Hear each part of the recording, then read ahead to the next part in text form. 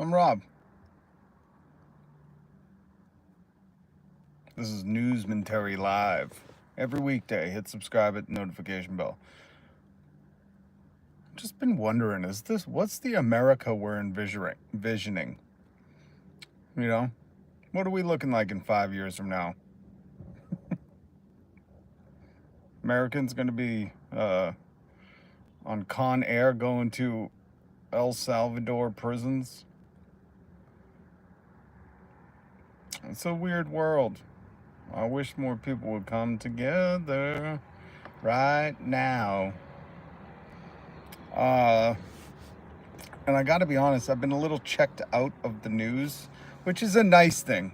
I mean, working people really can't afford to be checked out of the news. If you can, God bless you. God bless you if you can just check out and not try to pay attention to any news. But with the drastic changes every single day, and when you're living paycheck to paycheck, you really gotta be up on the numbers, the news.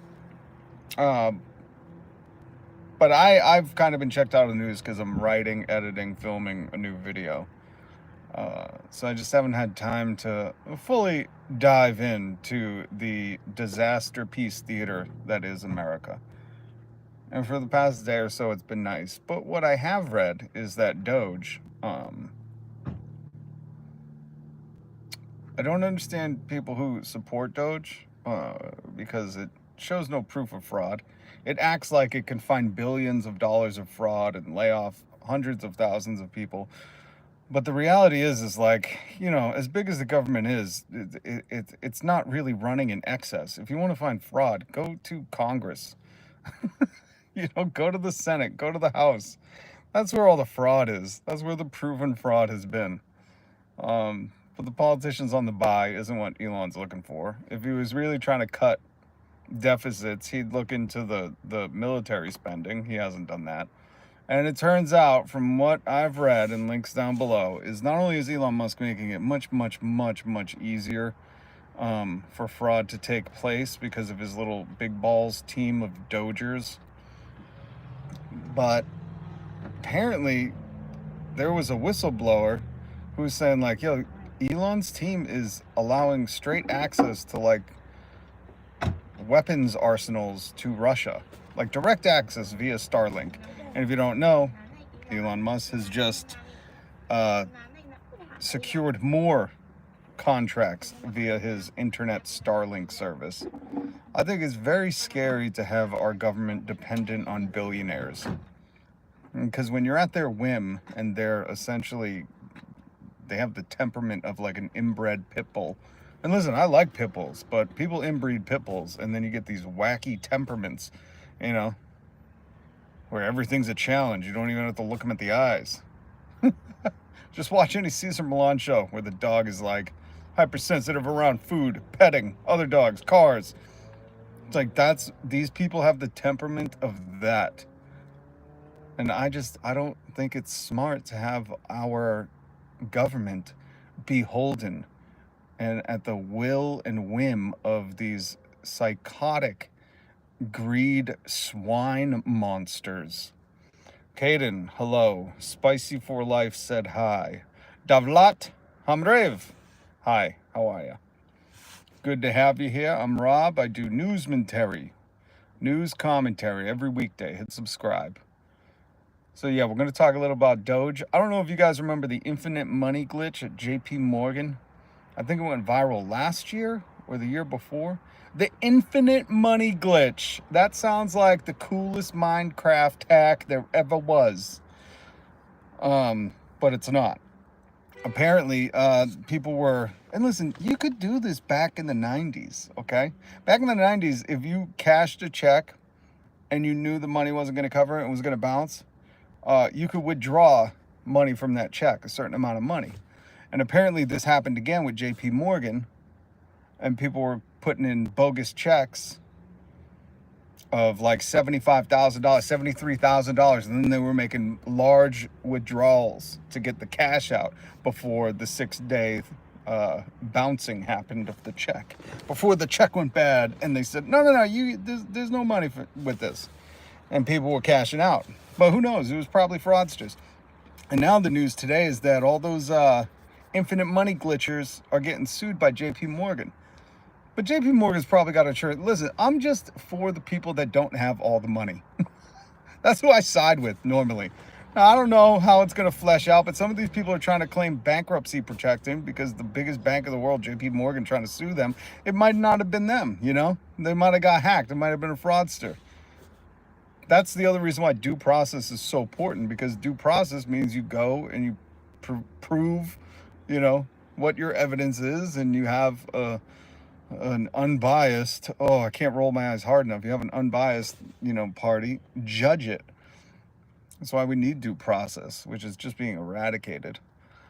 But it's funny to think that these people figured out an infinite money glitch, and now the biggest bank in the world is saying we need that 70. Like, that money is peanuts to them. I'm sure they're insured, you know. Just cash out. Take the L, JP Morgan. Let these people have it. And some probably, you know, were defrauded anyways. They probably don't even have the cash. Leave them alone.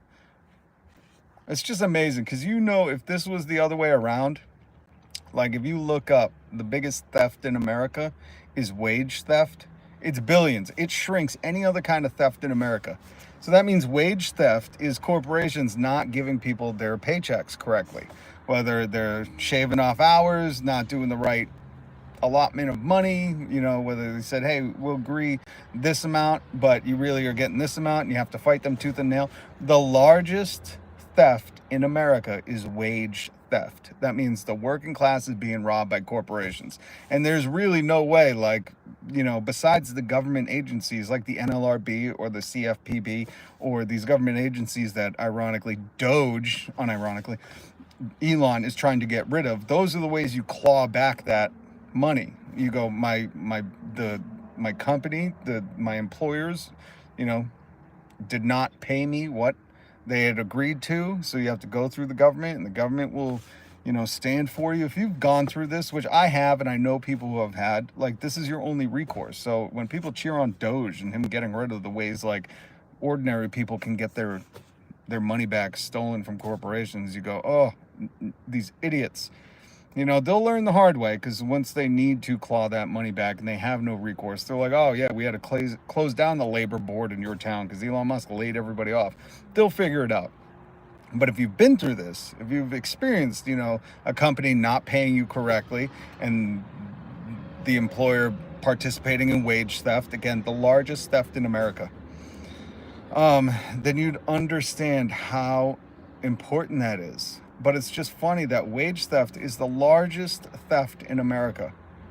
And I'm sure JP Morgan, the bank that's trying to sue people for less than $75,000 when they had an infinite money glitch, it's just funny because, like, I'm sure they owe people money. I'm sure they've committed some wage theft, you know, just rolling the dice, taking a gamble, saying they probably committed wage theft against their own employees. I'm sure there's people that work for them that have been like, man, they didn't pay me right. My paycheck wasn't right.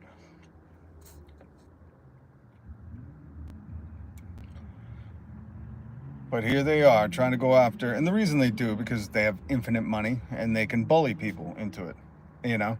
And that's why it's so important for our government to have services where if us as consumers or workers, as laborers, need to get that money back, we have some kind of avenue. Because you can't just go and sue JP Morgan and go, hey, you didn't pay me enough. You don't have that kind of money. If you're worried about money in your paycheck, you can't go after them. And there's no way to hold them accountable. That's what the government's supposed to do. Why do you think Elon is letting big balls in the DOGe team go in there and run rampant? Because they want to gut it, you know? Elon doesn't want, if his employees, like they did in California, said, hey, this place of employment is wicked racist. It's excruciating to work here. You know, this shouldn't be right in 2020, whatever, America. The government steps in, and Elon don't want to deal with that. He wants to be the end-all, be-all say. That's why he spent $277 million to elect Trump. $277 million. And the guy won't even let his employees unionize. Ali. Oh, you don't want to join the Marines, man. Yeah. Right now, it's not a good time to be an American. Again, I keep wondering, like, what is the America we envision? What does it look like in 5 years? Seriously. Wages stagnate. Everything's getting more expensive. 10%, at least on everything right now with the tariffs. I mean, this is just a horrific place to be. Because whether or not you're comfortable right now, or you're like, it doesn't affect me right now, ooh, I got some news for you. You're going to get touched. The shine's going to wear off quickly on this one. And then it's going to be a hard reality for some people once these things kick in. Because I just looked 5 years back, right? 5 years ago, my money was worth 25% more. And now, 5 years later, my money has decreased in value 25%. For every dollar I have today, 5 years ago, it was actually worth $1. Or it was worth $1.25. Today, that dollar from 5 years ago is only worth 75 cents. That's why when you go to the store and you get one bag of groceries, you're like, how the did this just cost $68? What did I buy? Egg? One egg? When America starts selling loose eggs, you know you're in trouble. And the thing, I can't figure it out. Because even the people, I know there's people that are like doing well, they still go on vacation. I hear them talk. I hope you don't have to live in Iraq when you don't know if you'll wake up in the morning. Yeah, Ali, 100%. Hey, what's up, Jima? And the worst part about, or one of the worst things about that is that when a country like America becomes destabilized, they're going to look for more enemies. They're going to look for, outs. They're going to look for, it doesn't bode good for the world when America starts picking fights. It's like just what you said, Ali. Like America's picking fights with Canada, threatening Canada. And they're our top hat. They are our fancy neighbors to the north, the true Northmen. How do you think it's going to bode for anybody else who's had a rocky relationship? Like, if we can't even be cordial with people that we've done business with before, like cordial, and somehow Trump and Elon are normalizing this behavior of just being an erratic, inbred pit bull. Like, no plan, no nothing. Dog caught the car. We don't know what to do. We want to look tough. And the thing about wanting to look tough is when you're not tough, when you didn't have a tough upbringing, when you haven't really suffered at all, when you haven't had much to endure, your version of what tough is so far out there. Because anybody who's had to endure pain, hardship, tough times, you know what being tough looks like. And it don't look like being an erratic person saying, countries are kissing my ass. That sounds like a wannabe tough guy. Oh, it's brutal. It's brutal. But yeah, man. And the only way out of this is people got to come together. Was it JFK where he said, if you make nonviolent revolution impossible, you make violent revolution possible, or you make violent revolution inevitable, something like that. I think it was JFK. Which, when people are not being heard, and what bugs me, what I talk to a lot of people about is, I'm like, listen to what we're asking for. Rent is up, the price of eggs and groceries. Like, Trump was baffled by the word grocery. That's how little he does his own shopping. He was like, it's an old-fashioned word. I haven't heard that since, my nanny said she was going grocery shopping. I haven't heard that in 50 years. It's exhausting because, like, nobody's being greedy. People are saying, if I work, I was talking to somebody today. They were talking about working 40 hours and just wanting to be able to afford a place to live and eat food and be able to go to the dentist. Like, simple. You'd think the bare necessities, and we can't. Most people, 67% of Americans are living paycheck to paycheck. So any kind of increase in price affects them drastically. And I want people to really consider that. Like, what are we asking for? We want a livable wage, a wage where you can afford a place to rent, maybe save up to buy a home. That's crazy that I'm saying maybe buy a home. Like, that's being greedy by us. My uncle's with the Marines against the Iraq militias. He's Iraqi too. Oh, that's cool, Ali. Against the Iraqi militias? Like when? Like the explain a little more, Ali. That's very fascinating. Please hit subscribe and notification bell. I'd like to hear more of your story. And this is the other thing. I think it's so important to hear other people's perspectives and you know, the struggle they're going out of. That's why I don't understand the people who are like, because Ali, here in America, people really don't like immigrants. Well, not everybody in America, but there's a good contingent, the Trump base. They have these sayings that are "Take America Back," and it's implied that it's taking it back from immigrants. But my response to that is we need to take America back from the greedy corporate CEOs. The CEO of my company got paid $95 million in 4 months. That's almost $300 million in a year. Money he can't even spend. Meanwhile, I'm hearing from other coworkers that just want to be able to work 40 hours and afford their rent. And they can't. I've known more people move back with their parents, which they're very blessed to be able to move back with their parents. My parents have been dead for over 20 years, so I don't have that option. And these people think it's like nothing, you know. I've seen them fight against themselves. They think, I just go home, I don't have to pay rent, I can save up, and then I'm good. And I'm like, do you hear the scenario you're in? But there's a big contingent here in America, Ali, that is against immigration. And I'm like, yo, just like not long ago in America, Italians weren't even considered white people. You know, like everybody has immigrated here. Unless you are a native indigenous tribe, you are an immigrant here. But my thing is, like, when you hear stories like Ali's talking about in the comments of like how devastating it is across the world, mostly from U.S. foreign policies, mostly because of U.S. interference. And you hear these people like, I just want to get there to like a more stable country because we're becoming more destabilized every day. Like, how do you not have empathy for that? You know, like, I don't care anything about, you know, it's just so hard for me to like hate someone who's like, I just want to fucking live an okay life. And especially anybody younger than me, because most older people, like, they own their home. You know, people that are okay, it's like, if you're okay, then shut the up and get out of the way, you know? And there's enough room here. I mean, if America can pay people $100 million in 4 months, we should have enough to provide for people who want to immigrate here for a better life.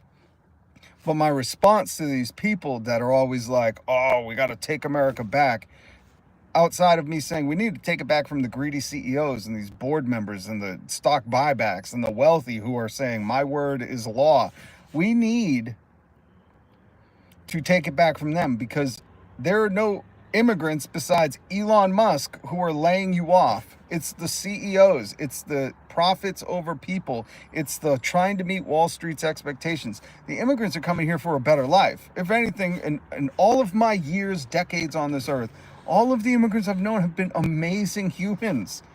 There are some assholes, but none of them are coming here to, you know, lay me off and take my job. Like, that's all my experience.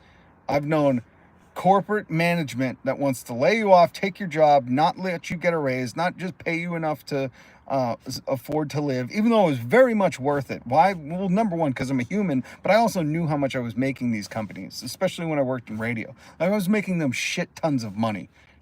They were having meetings bragging about how much they were charging for the commercials, that they had hit an all-time high. And I'm like, and you laugh at me when I want to raise? Like, the enemy is those corporate CEO managers, the ones that are gatekeeping everything from us, while they are hoarding hundreds of millions of dollars. Like, they have more money they could ever spend.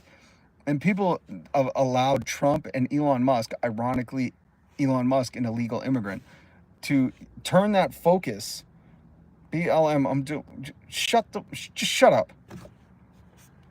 Just get the fuck out of here.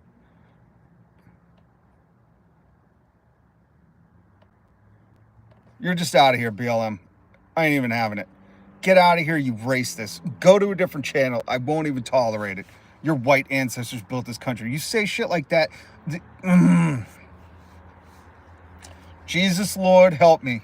Jesus, who was a brown socialist, Lord, help me. Because people like that test my limits. And I know they're just stupid, God, and I'm not supposed to hate them. But boy, is it a test of my fucking will.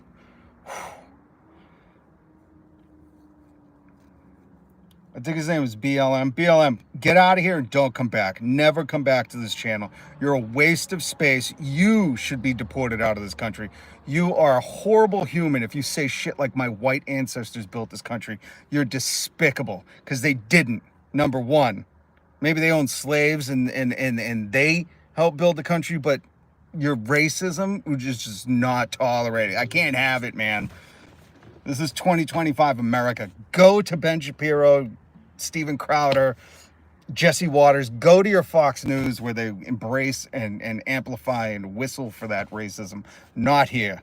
Not here. I ain't having it. Idiot. Oh my God. What a pathetic little person. Pathetic little person. And the funniest part is most of these CEOs are white. They're the reason that your neighborhoods are filled with renters and corporate landlords. You bootlicker, get the out of here. Really, dude? Yeah, Jesus was a brown socialist. He wasn't a white guy. I hate to break it to you. He was tan. Jesus wasn't white, and he certainly wasn't orange. Yeah, probably. Thank you, Gma. Yeah. Don't let it get it to you, bro. B-roll. Thank you. Well, here's the thing. Hey, what's up, Alyssa? Good to see you. You getting ready for surgery? Hopefully everything's going well. I'm glad you get to stop by. There's one thing that I will always get to me. And here's the thing. I know culture has taught us to just be cool, man. What are you, crashing out or whatever the kids say? It's funny. Somebody said crashing out. That's being overused to the max. Mint. Why don't they bring back mint? We used to say that in the 90s. Little unstable walking. Oh, you're already home? Awesome. What's up, Em? That's awesome. You're already home. You threw it. You threw it. But I want people to understand something. Like Zach De La Rocha said, anger is a gift, okay? And when you encounter racism, it's okay to crash out. That bugs me. Because you know what that means? That means a lot of people are teaching other people to just be silent and complicit. Don't get upset, man. If somebody's being a highly racist, just chill out, dude. Go listen to Joe Rogan or something. It's like, no, every time I see a racist, I'm gonna fucking make it known that they're not welcome here. They are not welcome here. Understood? Went to get lunch and a veggie smoothie. There you go. Already doing it. He also said, land of the free. Whoever told you that is your enemy. Jacksonville Kid, I like you. Jesus was the color of burnt brass and was a monochrist. Well, monochrist, you're just saying, well, he wasn't. He was the Trinity. So that's wrong. He wasn't a single savior. He was God, the Holy Spirit, and Jesus. But I'm not going to debate theology with you right now. But I say Jesus was a socialist because if you just read the fucking Bible, this is the problem. People go to church. Like, here's the thing. I grew up in Massachusetts. So you end up going to Roman Catholic churches where they would say shit in Latin. So you couldn't understand. But as soon as you take it upon yourself to read the Bible, you'll go, oh, damn, Jesus was like, go sell all your things and give all the money to the poor. Jesus, I just talked about it yesterday. Jesus. Matthew 21:13, he goes into the church and he says, you money changers have turned my father's house into a den of robbers and flipped over tables to the pigeon sellers. Jesus was anti-capitalist, did not charge people a copay to heal them. He told people to go sell all your stuff and give it to the poor. He was a socialist. He fed 5,000 people. He didn't turn them away and say, your food stamp card isn't good here. Your SNAP benefits aren't good here. Read the Bible for yourself. This is the biggest issue, is people have other people interpret it for them. And then they go, oh, well, if this guy who's probably a racist asshole capitalist who wants me to donate to the seed of God so my bounty will will be abundant, fill his coffers and then my coffers get full. That's not what Jesus ever said. Jesus was never like, yo, fill these pockets if you want to be rich, bitch. And I encourage everybody to read the Bible. I do every single day. You can get the Bible app. It is free. And every day it will give you a verse. And if you're fascinated, you could read more. Like monarchy kings. But if you're talking about a monotheist or mono-Christ, which Christ means the Messiah, that is just not true. So really, dude, you're just wrong in what you're talking about. That's why the Trinity of Christ, and this is where you could just get deep into the theology of it. And it's a fascinating thing. This truly is fascinating. It's what separates the Christian religion from all others. That the others believe in one God, and the magic of faith, I don't know how to say it. It's just the magic of Jesus was he was God, man, and the Holy Spirit. So I implore people, really, like, I'm not the one to teach you. I can, but this is just not what the Newsmentary channel's for. Although I do love talking about Jesus, but so many people in America think Jesus was some white dude who supported capitalism and, didn't like immigrants. Like, they've just got the message so wrong. And you can tell who's read the Bible and who hasn't, because there are very clear verses where Jesus is like asked about paying taxes, and he says, give to Caesar what is his and give to God what is his. And then he tells, I think it's Matthew, to go and pull the coin out of the fish's mouth. The first fish you see, go pull the coin out of its mouth and we will pay the taxes. Jesus paid his taxes, but somehow, well, when money and capitalism gets involved, you see this. So Jesus was a monochrist and believed in kingsmanship. What are you talking about? Then prove it. Just cite your verses from the Bible where Jesus said, I believe in kingsmanship. You don't need to keep telling me. And what I'm saying is, you said he was a monochrist, a singular God, and he wasn't. That's the basic shit of church when you go. Like, we're talking about bare middle. Yes, Jesus was Middle Eastern. Thank you, Brian and Liz. That's what I'm trying to tell. Really, dude. But I really think, maybe you're just starting. I have a theology major. You have one? I don't know if you can have those, but I implore you, Jesus was a socialist, a radical revolutionary. And this is like just the theme of his existence. He was against the Pharisees. They thought he was going to cause an uprising over Passover, so they executed him. Like, it's really the bare bones of the Jesus story. Brian and Liz, I think when he said monochrist, mono meaning singular, Christ meaning Messiah, the singular Messiah. And now he's trying to say, no, he believed in kingsmanship. And I'm like, that's not... I don't know if he's trying to be smart or doesn't know what he's saying, but it's exhausting trying to argue with people that, type in the comments, I'm a theology major, and then they say shit like that. So I don't know. Master of Divinity, of course. He sold a master class in divinity, but he gave it away for free. But again, really, dude, when I've asked you to cite that he believes in, I don't understand the kingsmanship thing, because I said Jesus was a brown socialist, and your response was he believed in kings, if that's what we're getting at. So again, tell me where in the Bible he was, not socialist. I don't know how else to say. I don't know how else to be more straightforward. Like, I really don't understand. Like, I'm like, I cited for you Matthew 21:13. Go read it. Really fucking do you good if you're a theology major. And I also cited where he told people to pay their taxes and also to gather all their things. I could tell you about how when the rich man came to him and said, I want to follow you, how do I get into heaven? And he said, it's harder for the needle to go through, for the eye of a needle to go through, a camel to go through the eye of a needle than a rich man to get into heaven. Go sell all your things. Like, I don't know how else to be more direct. Yeah, so copy it in here. John 18:37. What is the red print? Just say it, please. I can't look it up right now. My God, I don't know how to make this. This is just exhausting. Again, but I would really be fascinated to find out where Jesus was, for capitalism, for one ruler, and that is it.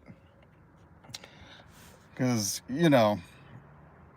all of his teachings about being body of Christ. Oh. Are you a king then? He said, you rightly that I am a king. He's God. Yeah.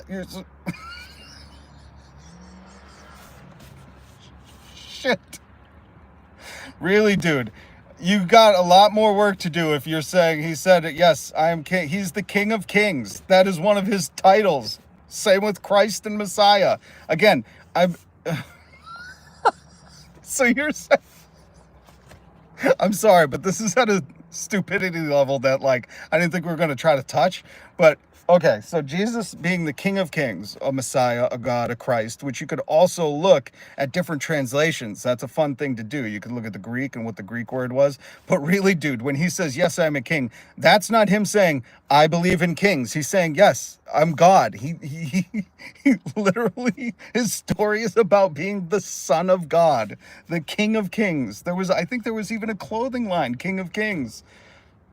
That's not, again, really, dude, what I'm telling you is about the way Jesus lived. If you're a Christian, little Christian, a little Christ, that's what Christian means. It means you're a follower of Christ. And what you follow is Jesus's actions. So again, what I'm trying to get you to do is not tell me when he said I'm God or I'm the king or I'm the Messiah or anything like that. But what his actions dictated, what he did when he lived.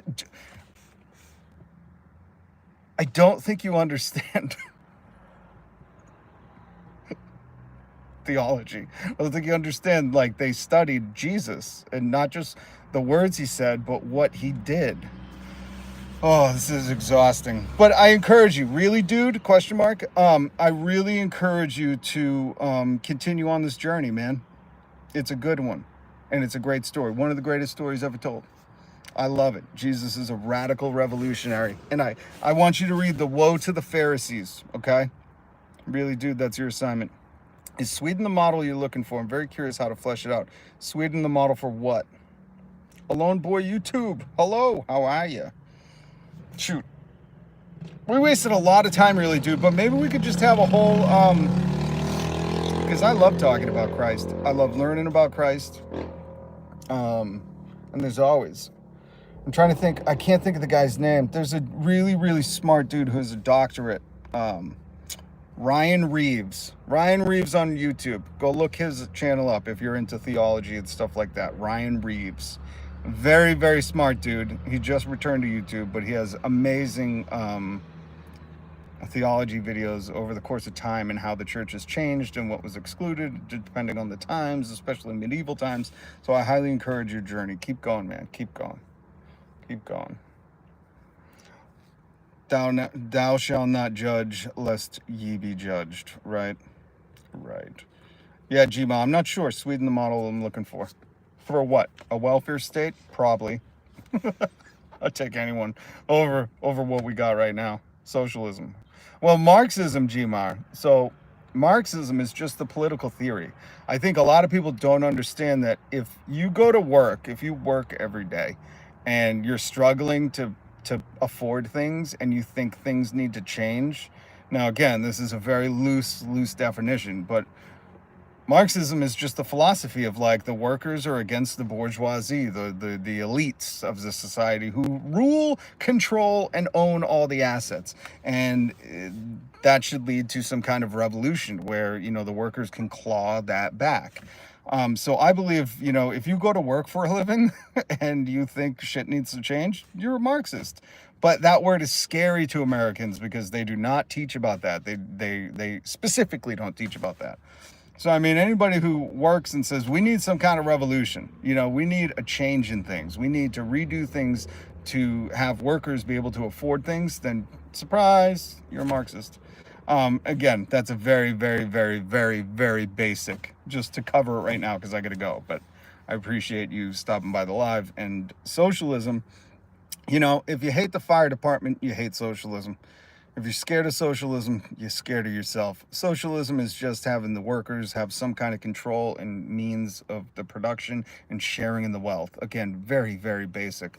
But there's a lot of demonizing. If you go on YouTube, Hillsdale College has ads every time you look up something or you're going to anything that might remotely be close to socialism. They got these terrifying things of socialism leads to communism, and communism, which basically in its ideal state is just a classless, stateless thing. It sounds like heaven. Classless, stateless, moneyless society.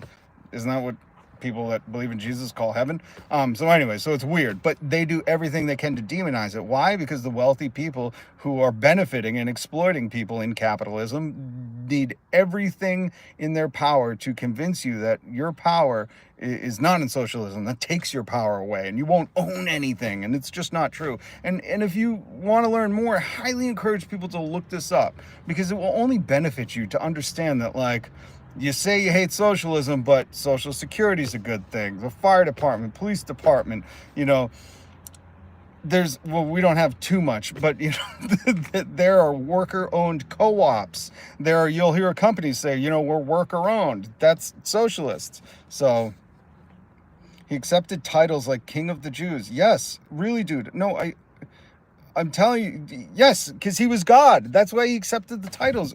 Dude, I think you're trying to debate me on something that's not correct. I'm not talking about his title. If you're saying his title of King of the Jews, which just means they're God, that's just his proof of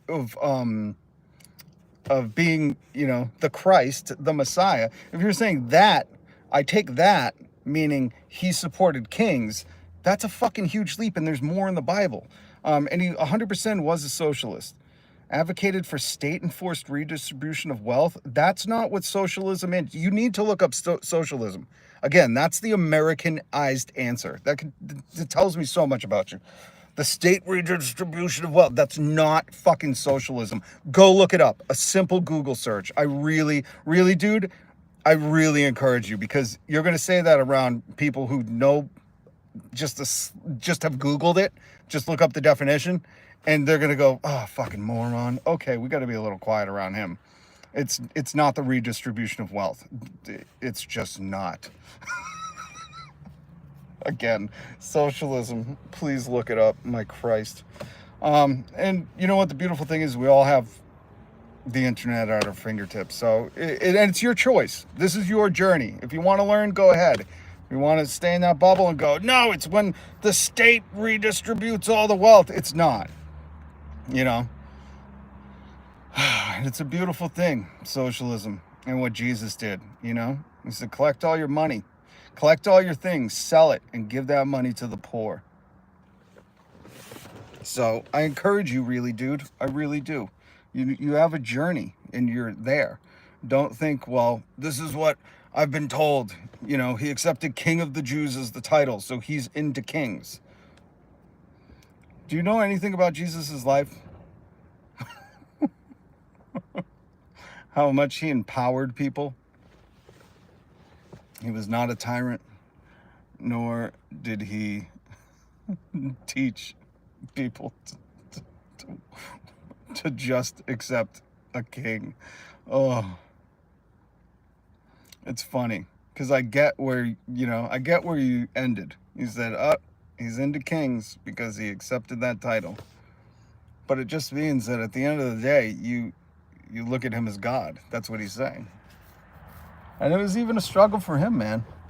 I couldn't imagine that weight. But he was a radical person. Anyways, Juco123 said hi. I gotta go. I have to go. I'm sorry. But I appreciate, really, dude, the conversation. Gma stopping by. And Alyssa, I hope you are feeling better. I hope quick recovery. Love you. All right, guys.